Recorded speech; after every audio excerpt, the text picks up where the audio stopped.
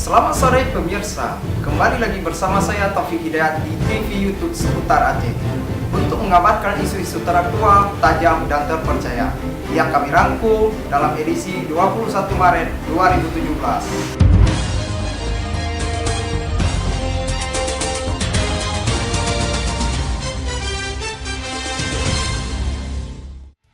Isu penculikan anak di Provinsi Aceh sejak sepekan terakhir membuat masyarakat setempat resah. Kabar isu penculikan anak berawal dari beredarnya foto di media sosial seperti Facebook dan BlackBerry Messenger tentang isu sekelompok orang yang memenggal leher seorang bocah dengan cara yang sadis. Siapa itu Pak orang itu? Lilis sama Lilis? muka kau kayak tadi Kes. Lina siapa lagi? Seperti yang diberitakan serambinews.com edisi Sabtu 18 Maret 2017 mengenai isu penculikan anak di Abdia merupakan isu hoak. Kapolres Abdia AKBP Hai Rajadi melalui Kasat Reskrim Abdia AKP Misyanto saat dihubungi serambinews.com mengaku belum mengetahui adanya kejadian tersebut dan memastikan isu tersebut bohong atau hoak.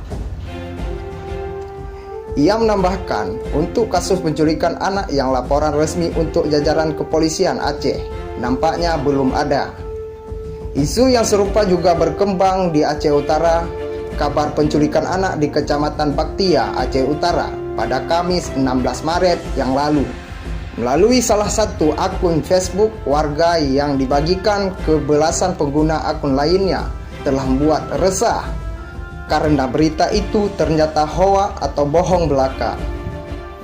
Seperti yang dikutip di harian aceh.com, Kapolres Aceh Utara AKBP Untung Sangaji melalui Kapolsek Baktia Ibtu Suparyo saat dikonfirmasi wartawan membantah terjadinya penculikan dua orang anak tersebut. Kabar tersebut tidak benar adanya.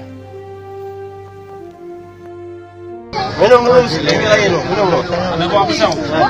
Ada. KTP ada buah? Enggak ada. KTP diambil sama komandannya.